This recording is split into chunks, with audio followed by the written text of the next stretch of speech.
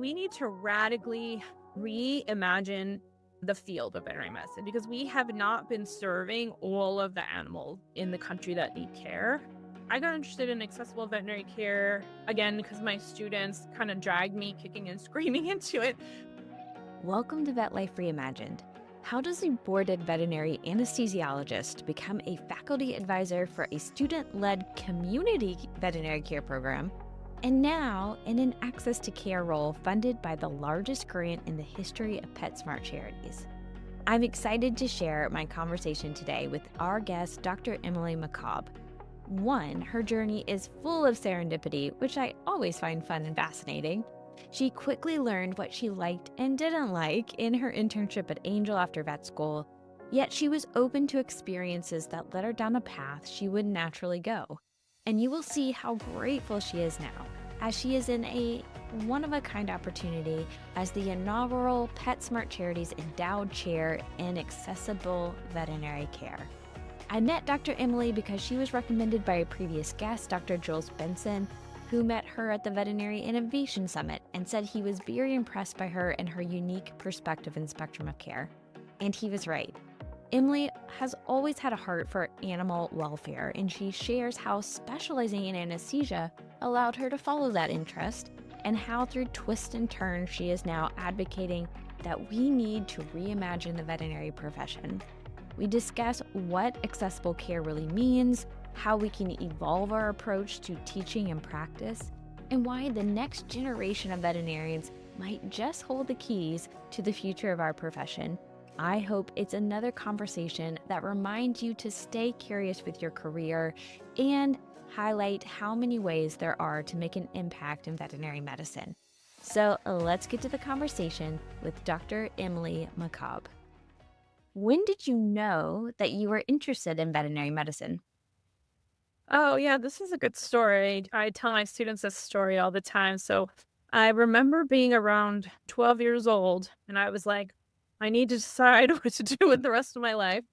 And I was like, well, I like animals and I like science. So the two things I could think about doing was being a veterinarian or being a dog trainer. And I was like, well, I kind of like science, so I guess I'll go veterinarian. And then from that point on, I was kind of on a systematic path to just be a veterinarian. Yes, and I remember you telling me, luckily, even though those were the only two options you knew about the time, you're happy with your career path that you went that direction. Is there anything else that you can remember from growing up or, before we get to college and vet school that you remember fondly? It just maybe something that stands out that kind of says a little bit about who you are as a person or kind of foreshadows a little bit of anything in your career. I was lucky that I could start working out of that clinic from the time I was 14. And when I talk to young people now, a lot of times they don't feel like those doors are open to them.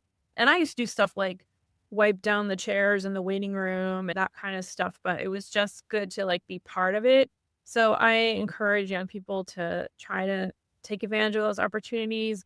And the other thing I remember from being a kid is that back then it wasn't like today where people really had their animals in every aspects of their lives. Like my family, usually the dogs were outside. We would feed them like by scraping the plates and then the dogs would eat that. And I was always outside with the dogs while everyone else was inside, especially on holidays and things. So that was probably the foreshadowing. It was meant to be. So, love that. Well, so let's go fast forward just a little bit as you are, college and getting into vet school. Is there anything that you remember about thinking about getting into vet school and maybe what you thought your career might look like one day? And then did that evolve over the time of vet school?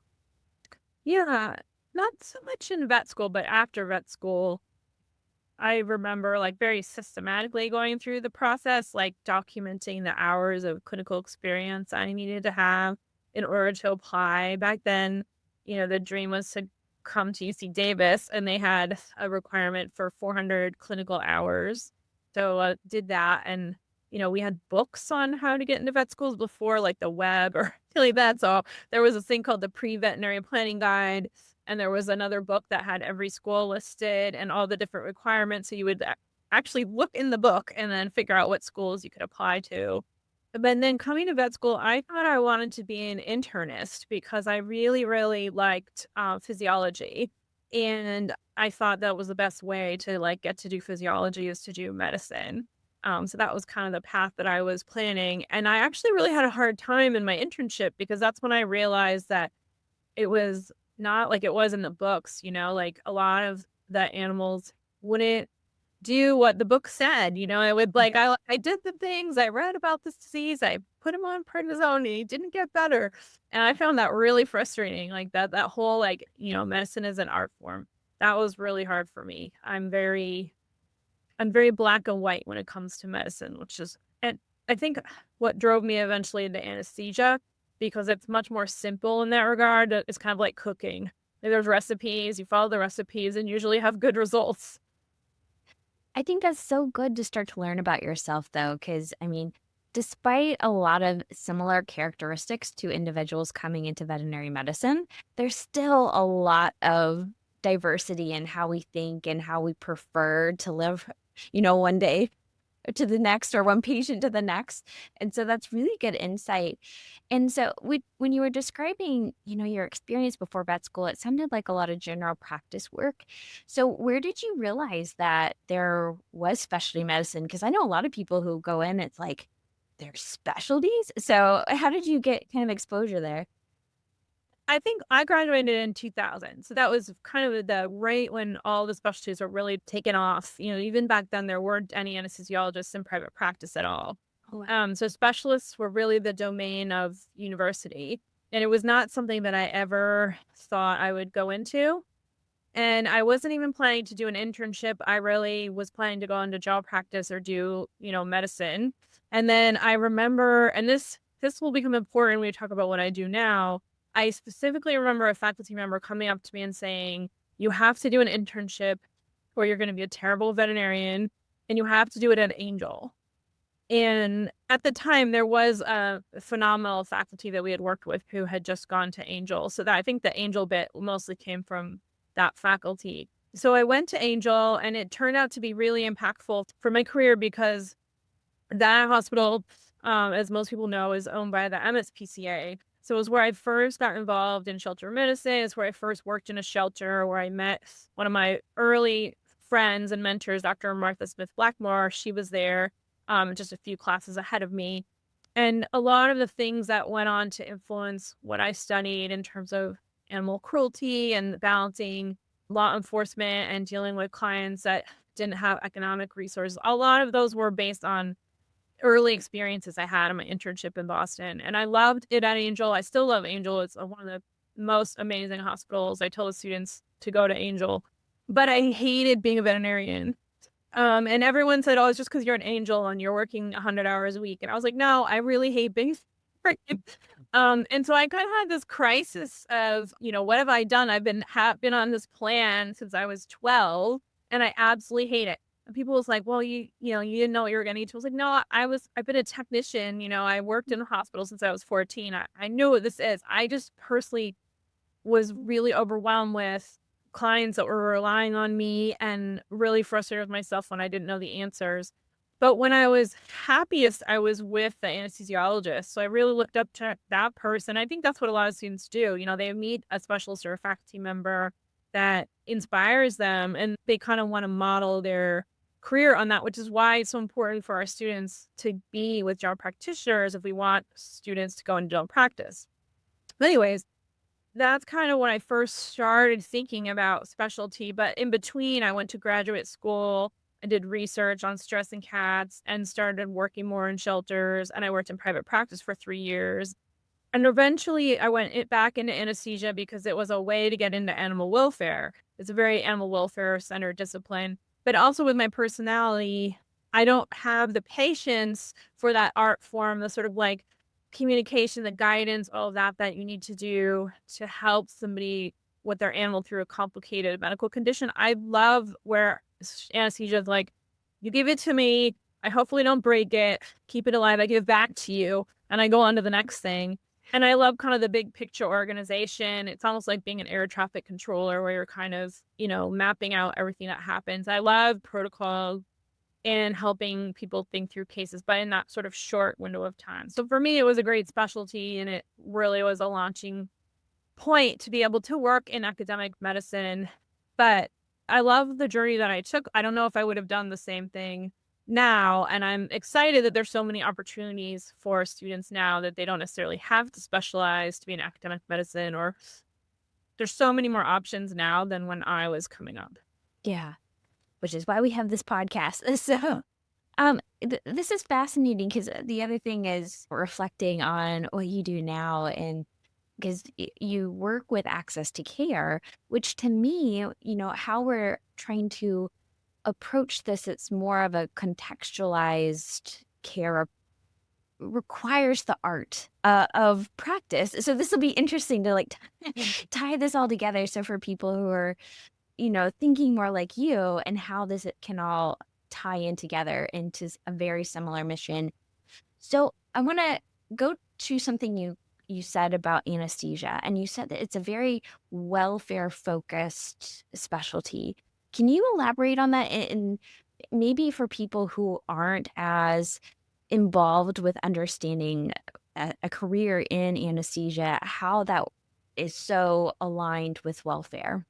Yeah, I mean, a couple of things. So one is kind of being that advocate for the patient. And so, especially if you're working in a hospitalized setting, a lot of times, we're not the primary doctor, and our job is to kind of facilitate what happens to the patient if it needs imaging or surgery or whatever reason they're having anesthesia, and then safety. So we're often the one that's really kind of guiding that patient through its journey in the hospital and making sure it kind of all the steps are made. Sometimes it's multiple services are working on the animal. So we have to coordinate all those conversations. We have to really think ahead. If the surgeon is going to need a certain thing to be done, it's our job to make sure that, we get it where it needs to go. We like do this in a timely fashion, but we're also the ones that are thinking about comfort and pain and positioning and how we carry the animal, keeping the animal warm, all of those types of things. So it's very impactful as far as how we can influence the impact in these kind of,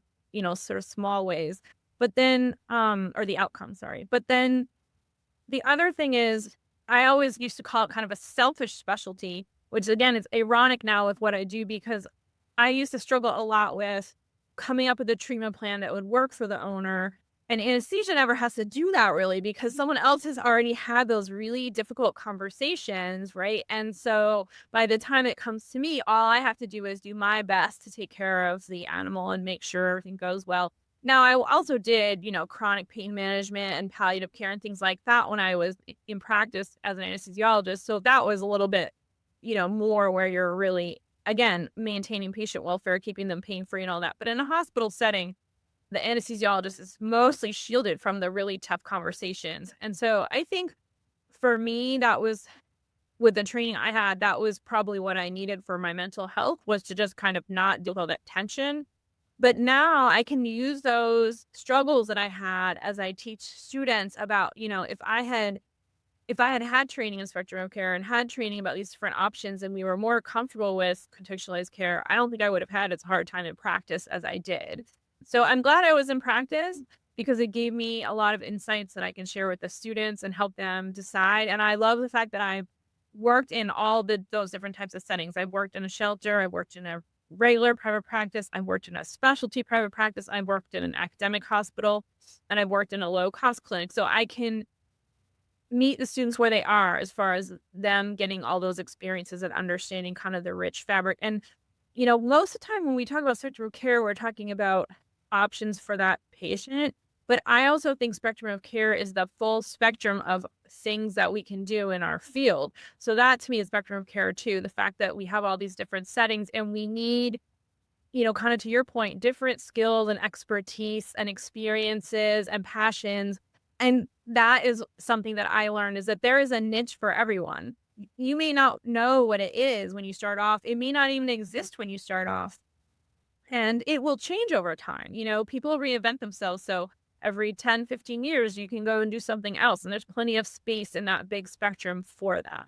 And everything you bring with you from your last, sort of vision of yourself just adds richness to what you do the next phase.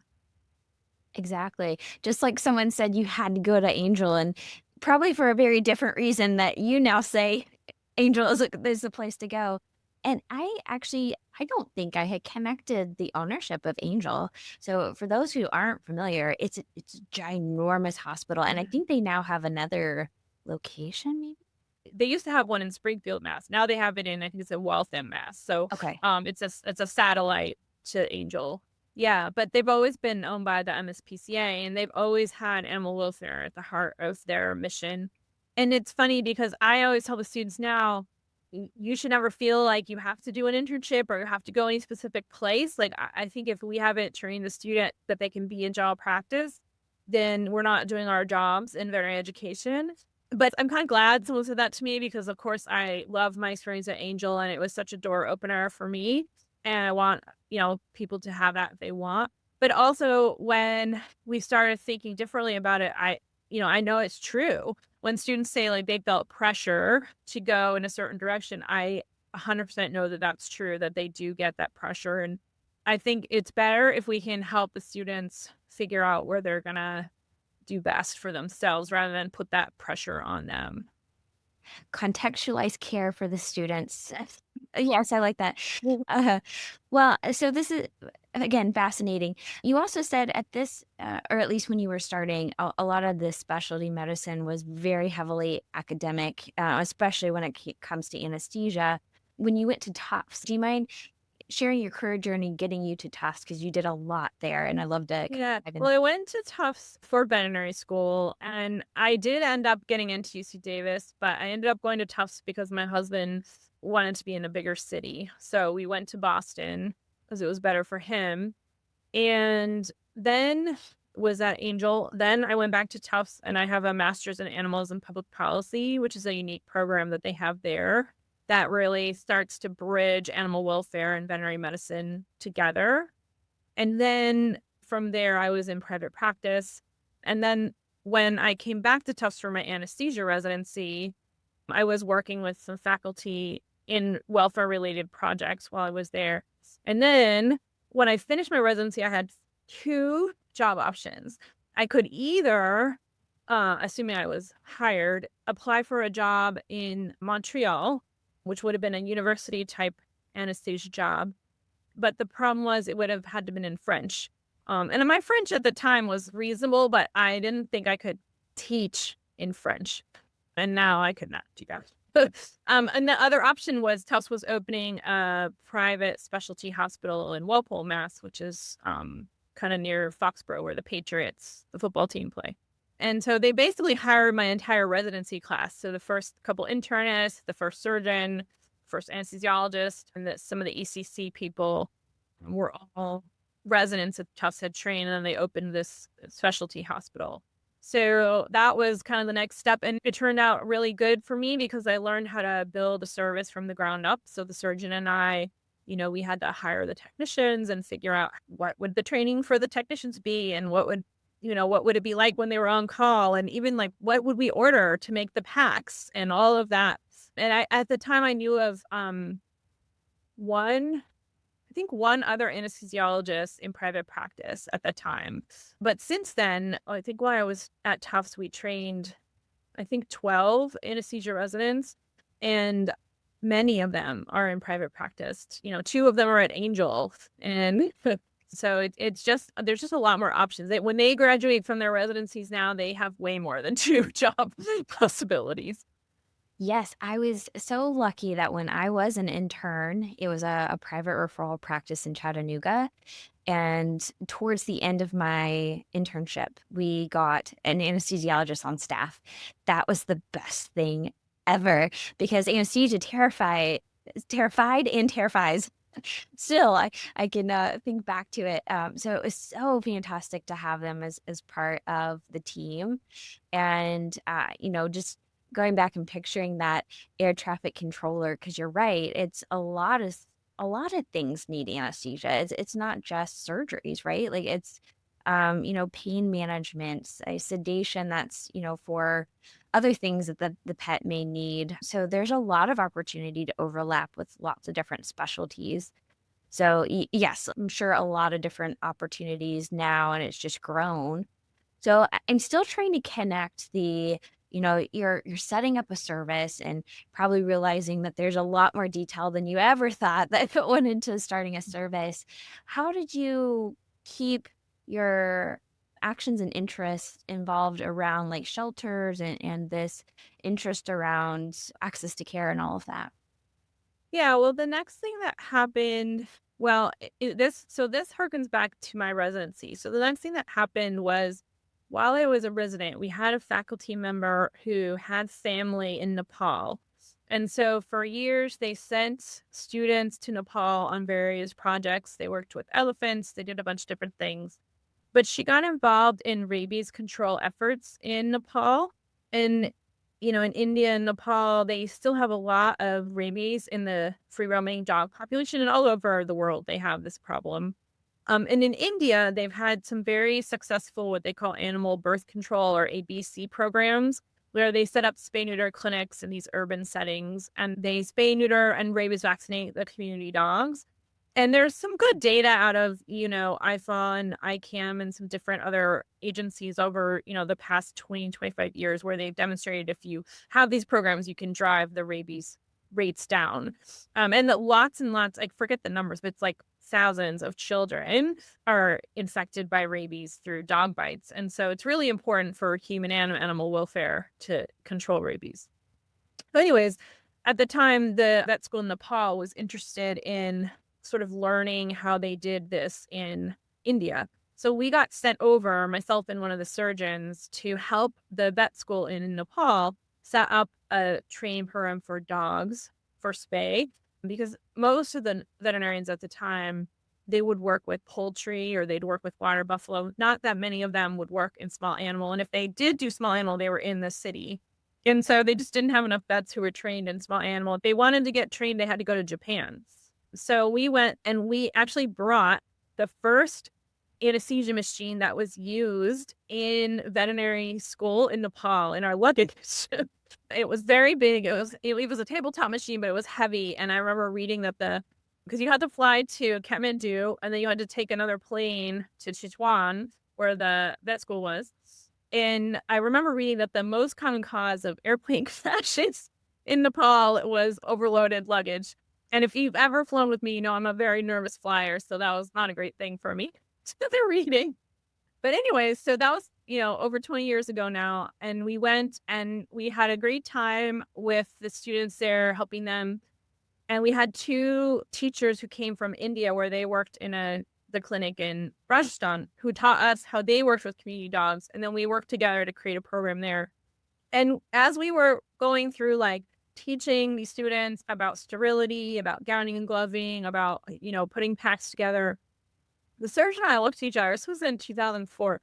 And we were like, we don't do this in the United States. We don't teach our students how to do this stuff. And that kind of got things started for us. And so she started a surgical rotation for students in fourth year where they would get to do spays and neuters because you could graduate. In fact, you still can graduate from many vet schools with only spaying two dogs. The students at Tufts, they spay two dogs and anesthetize two dogs. I was just talking to someone at University of Pennsylvania today. I think they spay less than that. Ross University, they spay 1.5 dogs. Davis, they spay and neuter. They do about 9 procedures, I think, in their third year. But anyways, it's from 0 to 9 is what they'll do in third year. And then the fourth year is kind of all over the map. So we're still not quite where we need to be for surgical training. But that led to us really scaling up what we did in our on-campus spay neuter clinic at Tufts, which led to our founding our larger shelter medicine and community medicine program. And our sort of last step at Tufts for community medicine was a full service access to care clinic. So we opened that in 2012. So that's kind of how I went from anesthesia to spay neuter and I had always been involved in shelter med. And so we worked as a group. I was kind of representing the spay neuter side, but had a colleague in the medicine side and the surgery side to try to respond to our local animal welfare community to do more for teaching the students. And then It's been amazing to come to UC Davis, where Kate Hurley and the Correct Shelter Medicine program are, which is one of the leading shelter medicine programs in the world. And this is where that discipline, as an academic discipline, arguably first started. Like the first residents trained in shelter medicine were trained here. So it's been kind of an interesting full circle to get back here. Yeah. Well, that is so exciting. And yes, I have heard of the Tufts Clinic. It sounds like such a good experience. And I came from one of those schools that you had to spay, I think you said like one and a half. And I'm assuming the half is like you switch in the middle of it, right? Okay. I was kind of like that, a one and a halfer. Or one ovary. Yeah, right. Yeah. But the other thing I haven't really asked you about too, and again, we did talk about that uh, the career path options seemed narrow, and academia was one of the big ways to go. But especially hearing you talk and knowing a little bit about you, you seem like you also have a really big heart for teaching. So where did you kind of figure that out, or you develop it? Where did that kind of come in at play? Yeah, it's a great question. And now there's so much more emphasis on teaching and academics. But, we weren't taught to be teachers. I remember when I was applying for residency, there was questions about teaching. And I remember writing how I wanted to teach and work with the students. But it almost was like it's something you have to say that you want to do. And I do find a lot of residents don't think deeply about that, although they enjoy teaching and the students love interacting with the residents and the interns because they're closer to their age usually, and they're at least closer to their level of experience. And so, we have this whole population of folks that do a ton of teaching. And so I think it's just the joy of, getting to share your knowledge with other people. But honestly, when I first was an anesthesiologist, I wasn't really motivated by teaching. I was motivated by animal welfare. So I wanted to do the best for my individual patient. And then what happened was I got involved with the primary care veterinary educators, which is a subset, it's a subgroup under the AAVMC, which is the group that sort of oversees all of the schools. And they started having an annual conference in like 2008 or 2009. And this is when they would bring general practitioners who taught primary care at all the vet schools together for one conference. And when we first started going, it was really small. There was only like maybe 20, 25, 30 of these educators out there. And when they sent the invitation to Tufts, they had asked the nutritionist, Dr. Lisa Freeman, who's pretty famous in nutrition, to come and give a talk. And they said, bring your primary care people. And she was like, well, we don't have primary care. She's like, hey, Emily, shelter medicine is kind of like primary care. Why don't you come? So there were a few schools that were like that didn't really have primary care, or for whatever reason had sent their shelter people. And and then I was like, oh, this is a really great meeting. Like I'd never been to a meeting that was really focused on supporting these faculty and being better educators, teaching them about teaching. It was a hard job because they were rare as non-specialists teaching. And a lot of times they had struggles, they felt like they were looked down upon. Some schools, they're not allowed to be faculty. They don't get promoted as much as the other faculty.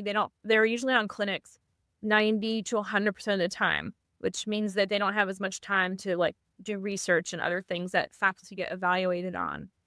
Um, Now, fast forward, what is that? Oh, almost 20 years later, it's an international group. It's got hundreds of members. Most of the primary care teams at the schools are much bigger. We have some schools like RVC and the schools in the UK where they've flipped their percentages. So instead of spending the majority of their time in the specialty teaching hospital and a little bit of time in practice, they have to spend, I think it's 60% of their time in first opinion practice. So there's a way more general practitioner educators over there. And so you're definitely seeing a lot more emphasis on education and teaching and whatever. And then I was like, oh, because then by that time, Tufts had their own primary care, and our primary care team goes to this meeting now. And I thought, oh, are they going to kick me out now? I'm like the specialist kind of like hiding under the desk. But I kept going because it's such a good meeting, and what I realized was having this understanding of general practice and wanting that to be a career option for students. We wanna have a better balance. Like, we can't send the majority of our students into specialty practice and expect to have a veterinary medicine that clients are going to be able to afford. Like, we really have to balance that out where we are celebrating. It's kind of like family medicine and human healthcare. Like, we really need to celebrate the family medicine, the general practitioners, the people that can do a little bit of everything, because that's the way that we can keep the costs to be lower. And it's really fun for people that like to do surgery and medicine and, all a little bit of everything, dentistry.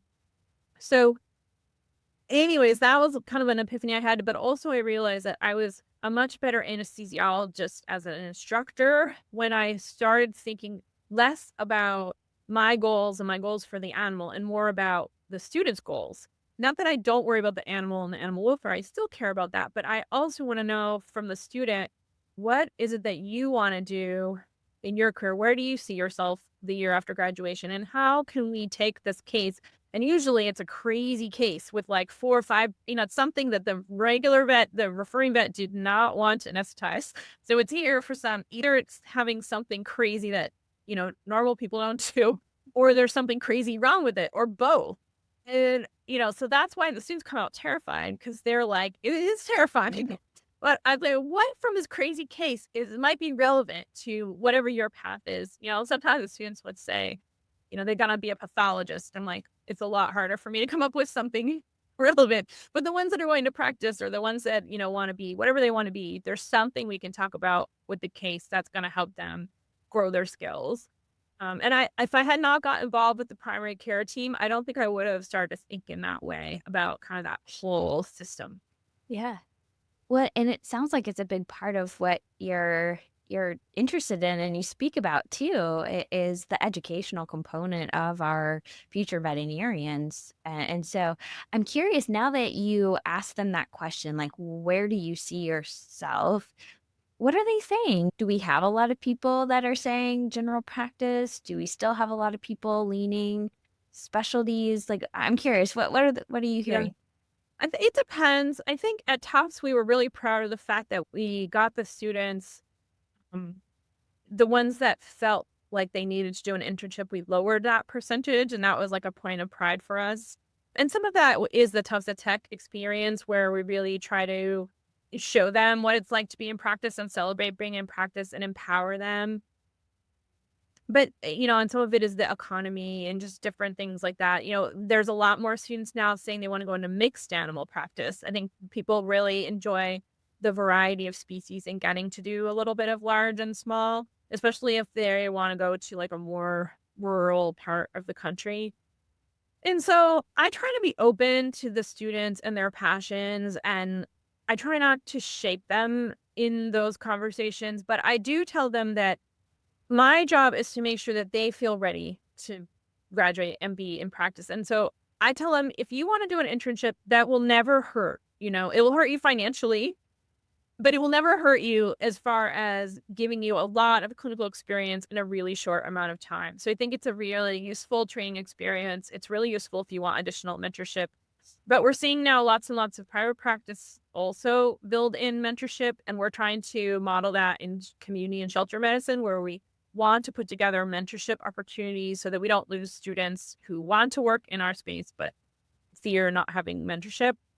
So the idea is that they're prepared and then they can choose based on what they want to do and not because they feel like they're not ready. That's the big thing that we've been working really hard to try to change, both at Tufts but at a lot of the other schools, was we really want the students to be competent and confident when they graduate.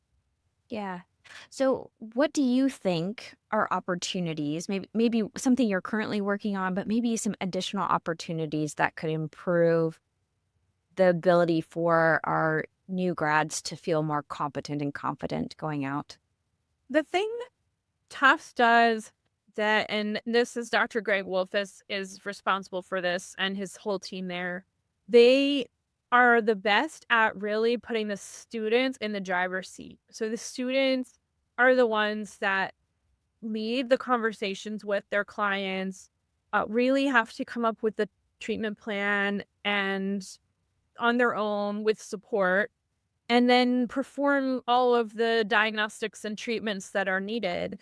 And that is what empowers the students, I think, to really have that confidence and competence. And so when we think about our educational experiences, I think there's just a limit to what a student can learn by watching and talking. We more and more, you find the student, they're like the one on the computer in the corner. And I want to put the student, I want the instruments in their hands. I want the hands of the student on the animals. So really working to make our rotations as hands-on and as empowering as we can do. And a lot of us that have more traditional clinical training programs have a lot of work to do in that regard to make that possible. So we're working on leveraging opportunities with partners, with different types of externships, different types of placements, and then also trying to work more with the future employers to understand, what are your challenges when you have newer graduates coming into your workforce? What are they not prepared to do that you need them to do? And where are the sort of pain points that we need to work on? And so that they're able to kind of hit the ground running. Yeah. I have heard an example. It's not veterinary medicine. I think they're actually airline engineers, or is one of the specialties of this particular school. And every year they bring in some of the leading employers of these groups and they update. They're like, okay, so what type of skills do you need for them to learn? And it's so neat because they are very agile with the way that they train to make sure that the candidates are relevant and ready to jump in and make a really good living, confidently and competently, like you said. So I think that's a really neat opportunity to also stay very connected with reality, both on the teaching side, right? But also to get the students ready for those. And again, I think working in the low cost primary care clinic there, I think it is a great time. I've heard that people feel like they get a lot of hands-on experience. The students feel like they have primary care responsibility. And then the other thing about the low cost care clinic is, I mean, that's also an opportunity for them to start understanding the range of options, that contextualized care that we keep talking about, and that is a growing hot topic. And, you mentioned that you're now at UC Davis and you are the PetSmart Charities Endowed Chair in accessible veterinary care. So, do you mind sharing a little bit about maybe that transition? But then I would love to dive in and into more on your thoughts around accessible veterinary care and how that's going to impact the future of the profession, but also the future of the professionals that's involved. Yeah, absolutely. Gosh, it's a lot. I know, Lots to sorry, that unpack was there. yes.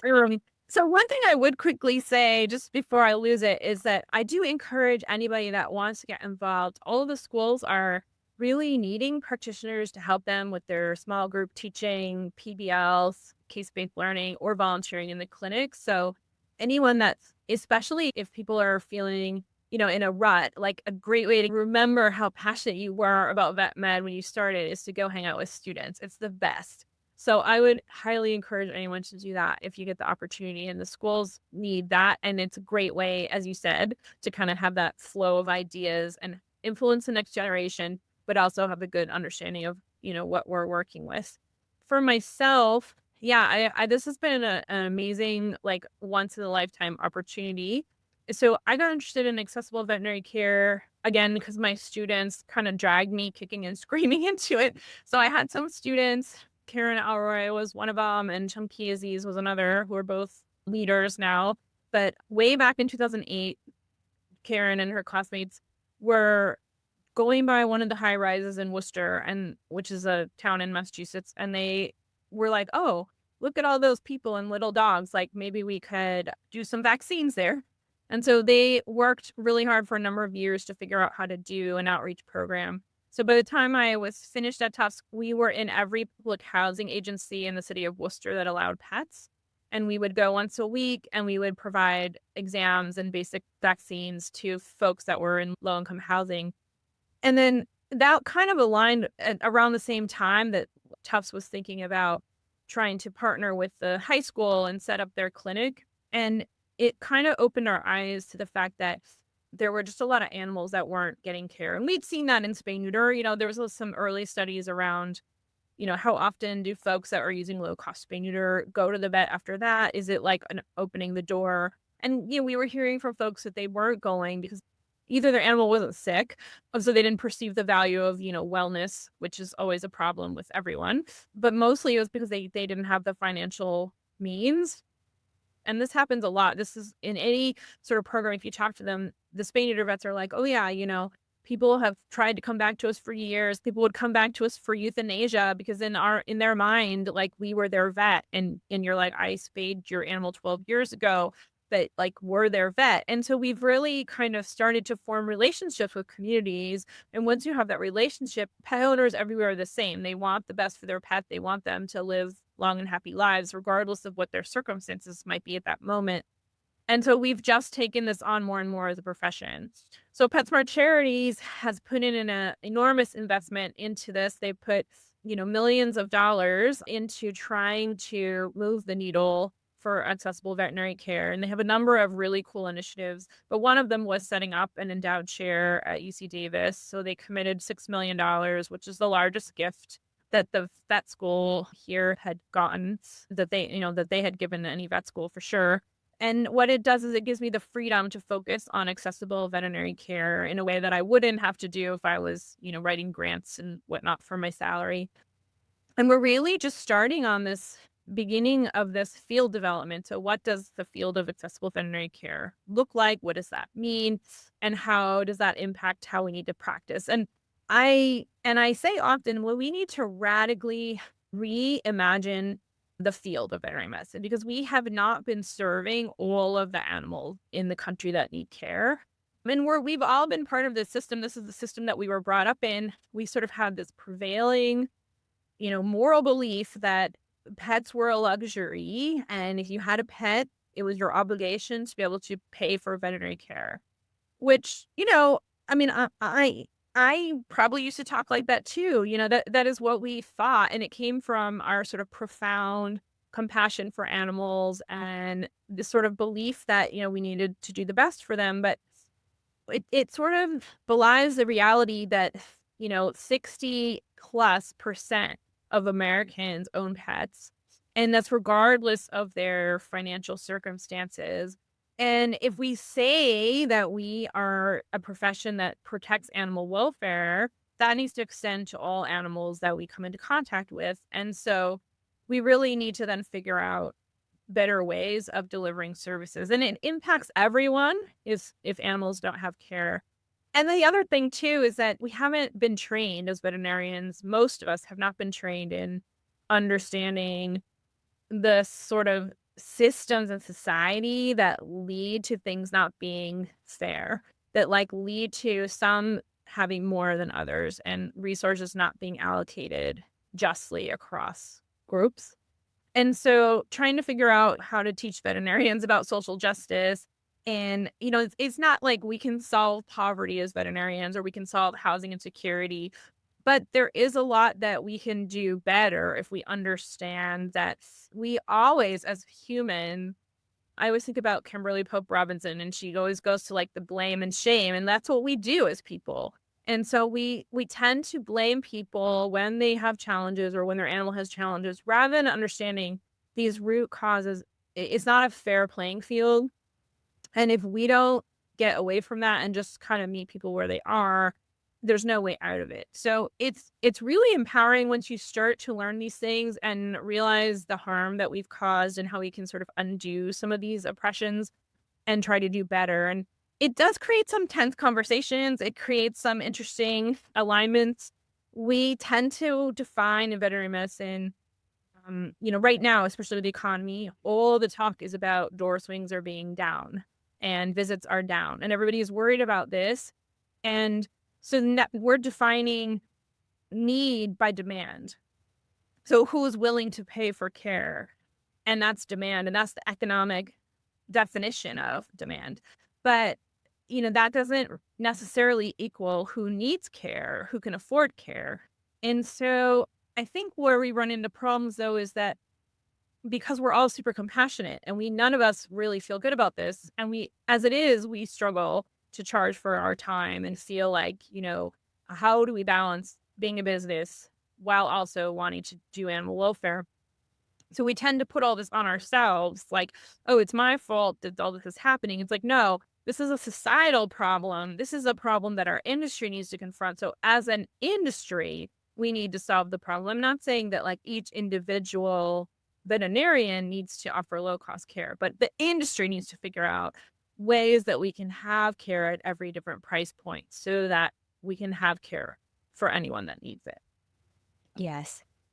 And before I forget it, I want to go back to something that you said. And you said that you got into access to care kicking and screaming because of students. So I Yeah. feel like there's a story there that I don't think we talked about. Do you mind backing up a little bit and explaining that comment Yeah. a little bit? So remember, I'm an anesthesiologist at this point. So the idea of like going and standing in somebody's lobby where they usually play bingo and doing vaccinations is not my cup of tea.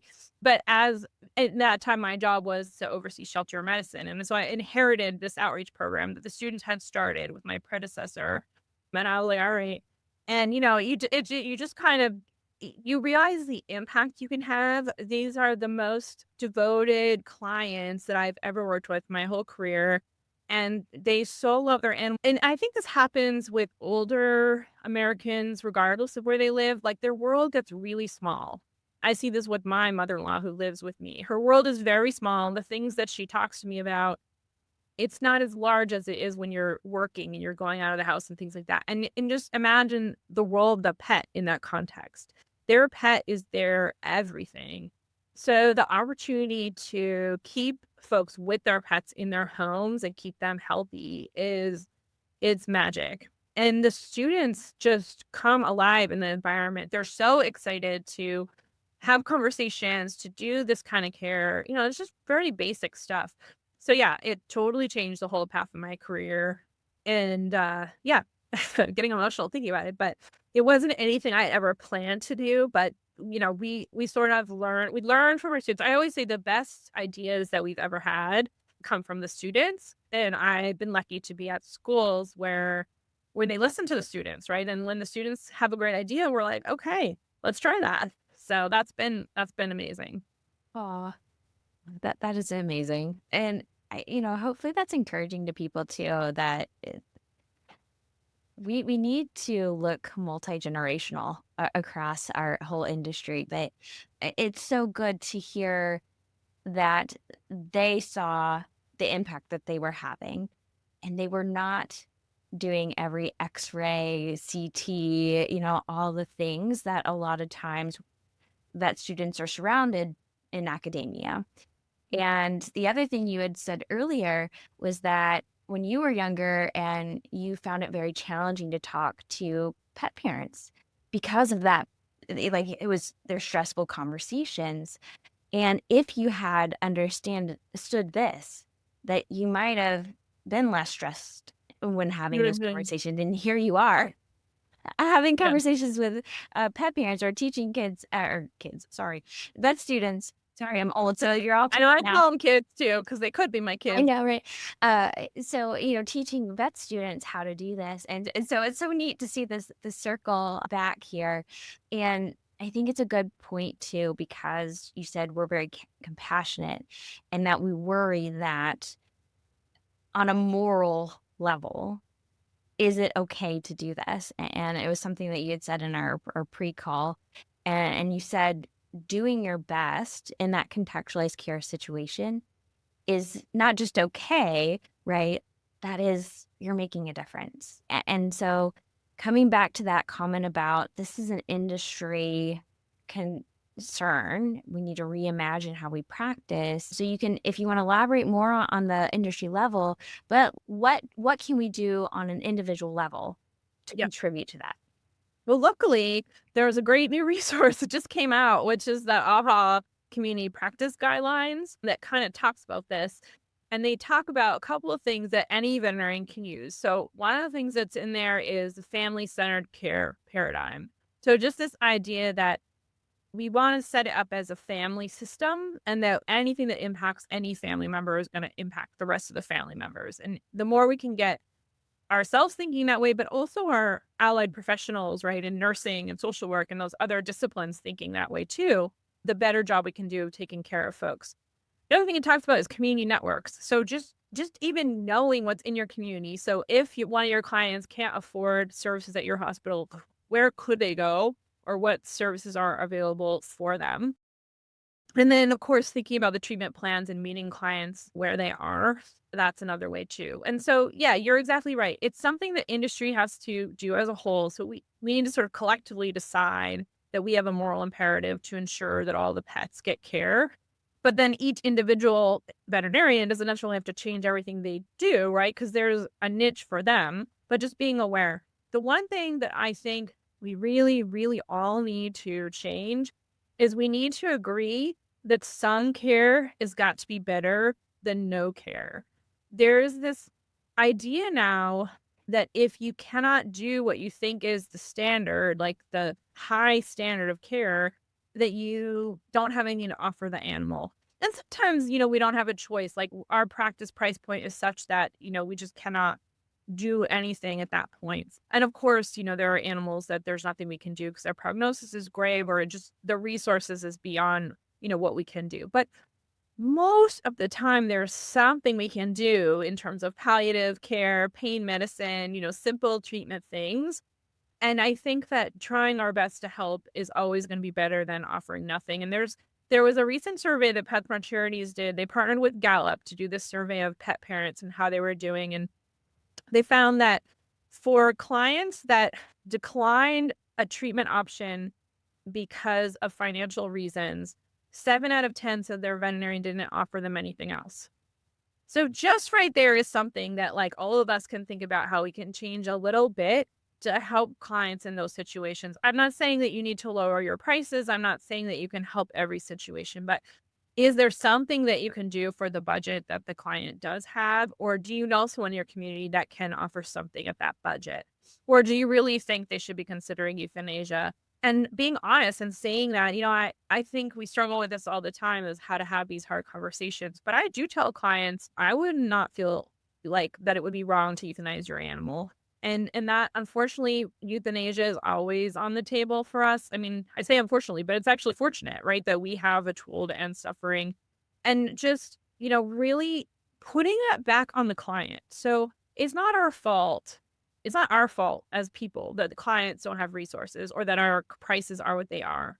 But it's our job to help the client figure out what's best for them. So if it's euthanasia, if it's an expensive treatment option, if it's a cheaper treatment option, if it's whatever, if it's palliative care for a few days while they decide, whatever their circumstances are, that's what contextualized care really means is that they decide, we don't decide. And the beauty of letting the client decide, I think, is that it frees us from the guilt of because what happens now is we offer something, client can't afford it. We either don't do it and then we feel bad, or we do something that we don't think is as good and we feel guilty. We feel like we're bad vets because we didn't do the best for them. And instead, it's like, no, actually, the client decided this, we worked it out. This is what's best for them in this circumstance. And then you can feel better about it. And kind of to where you started, I think if I had understood that better and didn't feel so responsible and allowed the clients to really guide the treatment decisions, I probably would have had an easier time in practice, ironically. Well, and yes, we let the client ultimately decide, but it's not like we just like completely dump it and back off, right? Like it's working together so that that client has that educational background that we can provide. And we're listening to the client to know between the client and and the individual pet, right? Like what actually makes sense. Because I mean, Exactly. we Exactly. used to talk about this all the time with senior pets, and anesthesia is a great example, right? If you have an older pet, there's more risk to certain anesthetic procedures. And so you have to reevaluate what really makes sense for that individual. That's not a new concept, right? We've been talking about that for a long time anyway.